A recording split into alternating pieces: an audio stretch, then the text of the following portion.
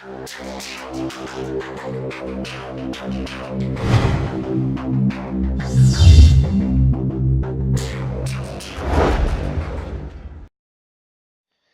evening, everyone. I hope you're doing good. Welcome back to the channel. Today, we're going to carry on with another chapter, another lecture concerning the Reconstruction period, which came right after, or which was the result of the end of the American Civil War between the North and the South, between the Union and the Confederate States.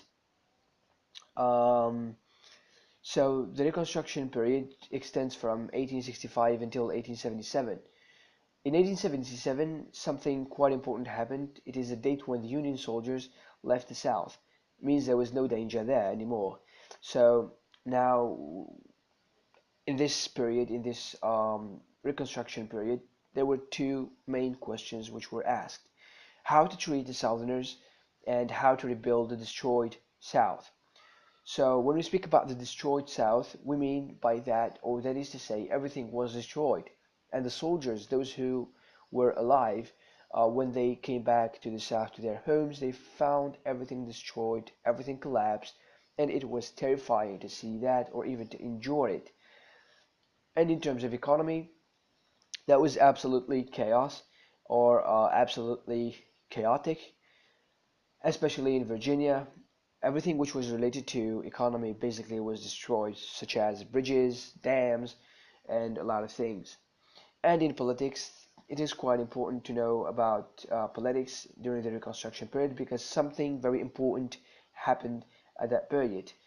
So the war destroyed the political structure of the South, of course, and there was hopelessness which was spread in the South. The North was fine, but the South was destroyed. Why? Like I said, like I have explained before, the battles happened in the South because the South objective was to defend the South, and the Union or the Northerners' objective was to conquer the South.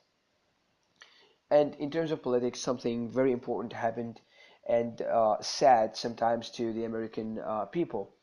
It was the assassination of Abraham Lincoln, who got shot by a man called John Wilkes Booth um, in a theater called Ford's Theater. It was in 14th April 1865. He got shot when he was watching a play called the Our American Cousin. After the death of Abraham Lincoln, there was the vice president at the time, Andrew Jackson, um, who um, who took the presidency, and he was a bit hesitating how to fix things with the South. So he kept the same the same plan as Abraham Lincoln, which we are going to see, but he made some small changes about it. But of course, there were many theories at that time, like the conquered provinces theory. There was Thaddeus Stern and Benjamin F. Wade. Thaddeus was a Republican and Benjamin was a representative of Ohio. Um, those two believed that secession, which means the departure of some states from the Union, was illegal. It was an illegal act, therefore the South has to be punished. The South has to pay for it. How would the South pay for it? Is the fact that the South would no longer be protected by the Constitution and it would be treated as a conquered territory, as if like you are colonizing a country and you just do whatever you want there, and there is no Constitution which would tell you not to do this and not to do that. So these were a little bit hard theories, and then there is the Lincoln 10% plan, which was the least hard. In December 1863, he introduced this 10% plan because Abraham Lincoln knew that he is going to win the war. So he started making plans before the end of the war. So if you notice here, in 1863 there was still the Civil War, and he introduced this plan called Lincoln's 10% plan. So what do we mean by Lincoln 10% plan? Of course, it is the fact that all Southerners should be pardoned except high-ranking military and political leaders. So if 10% of the voters of the South would swear allegiance and loyalty, they would have the right to build a local government. As I have explained, America has local government, and it has the federal government.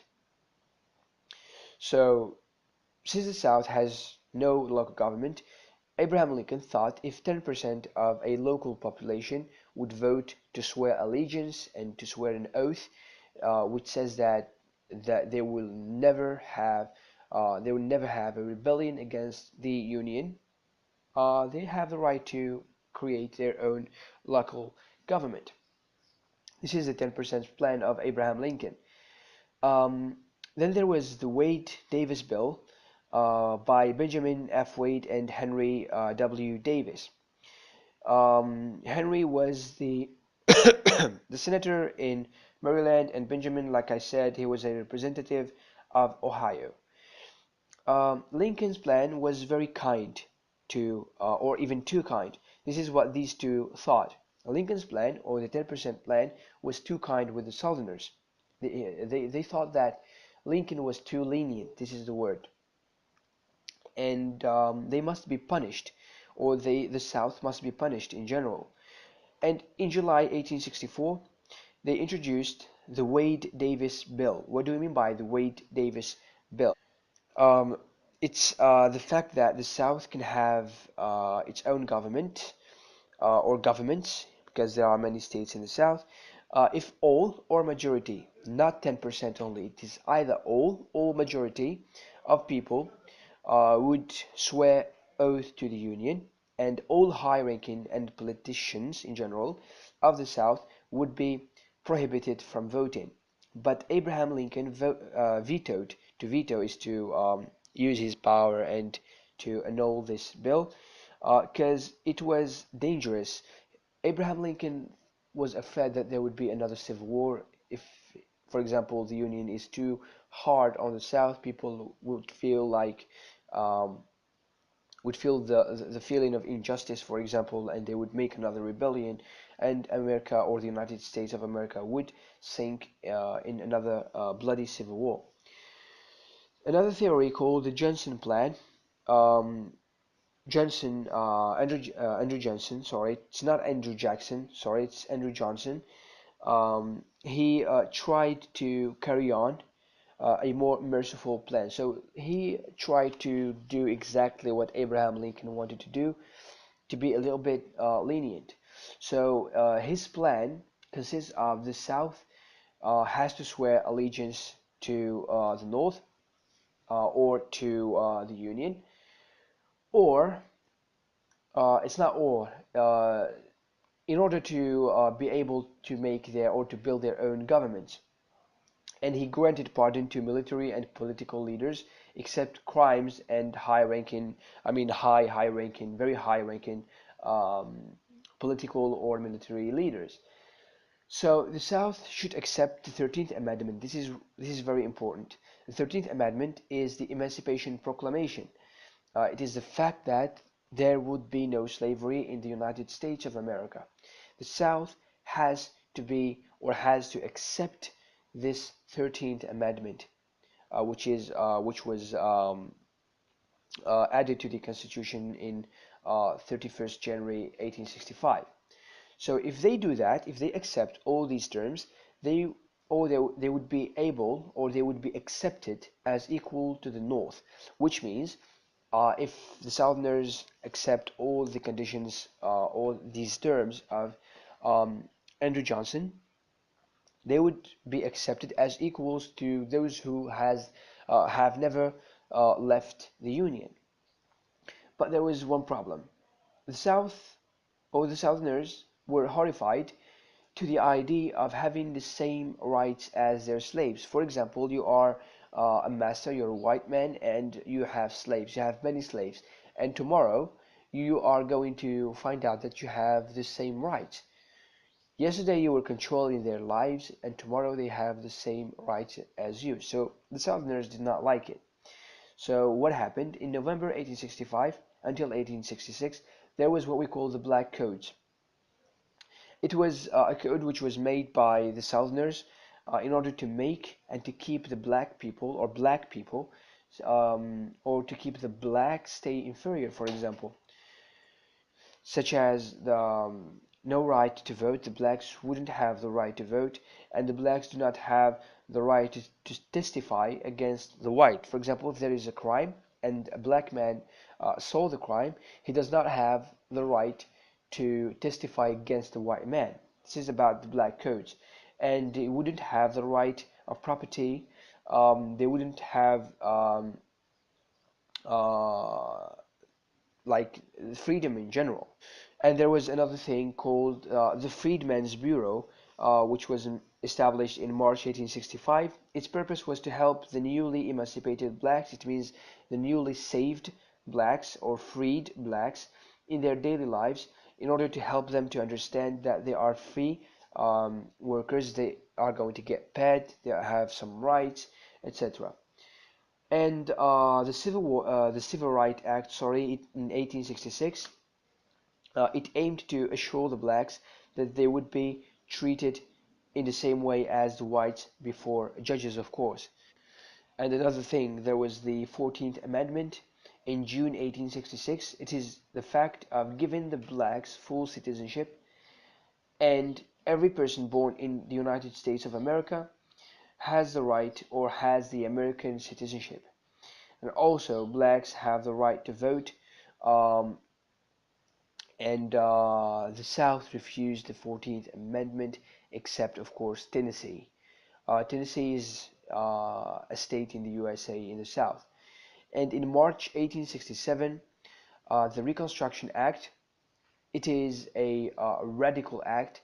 All local white governments in the South are illegitimate because they didn't accept the 14th Amendment, so they shouldn't be existing between parentheses the local white governments.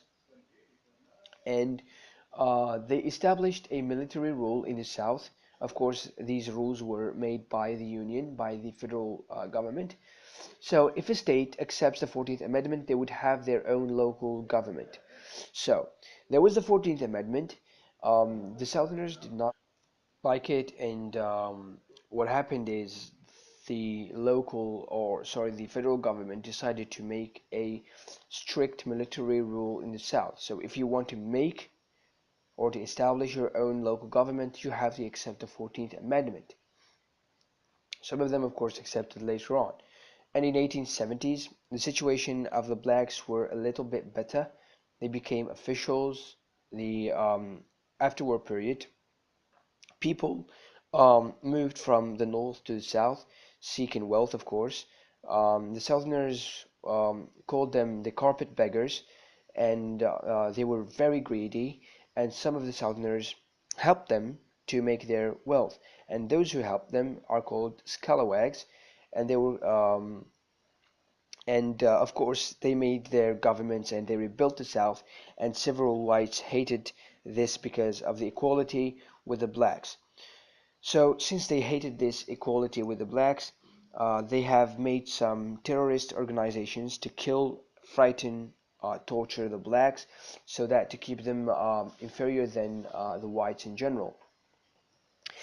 Then there is something we call impeachment. It is to force a president to resign. This is the definition. And there was the Tenure of Office Act. The Republicans were determined to prevent Johnson from the office. The act worked. It worked. How shall I say this? To prevent him of doing official matters such as firing people and other things. And this impeachment failed. Of course, it was led by Sadius Stevens, and this impeachment consisted of accusing Andrew Johnson of high crimes, and of course, it didn't work. Then there was in 1869 the ratification of the 15th Amendment, which forbade any American white to deny the blacks' right to vote. Since the Negroes were not educated, they gave the scalawags to rule the government. So this 15th Amendment was quite important, especially for the white men. And of course, some of the criticism about the reconstruction of the government. We have the carpet beggars. They took almost the wealth of the Southerners, and of course, along with scalawags who accepted to help them. The Southern white referred to Congress, which was a tragic or a crime, and of course, there was the best, let's say, the best thing to criticize this reconstruction of the government. It is the fact that these organizations, terrorist organizations, were created, such as the KKK and other organizations which worked on making the blacks feel inferior and scared, and to end creativity within them in general. So this is about it for the Reconstruction era. I hope it is um, informative, and if you think this is or this video helped you a lot, please share with your friends, share with your fellow students, like the Facebook page of this channel to be notified, and feel free to message the Facebook page in case you need extra details or further explanations. Otherwise, I tell you, see you in the next video. Peace.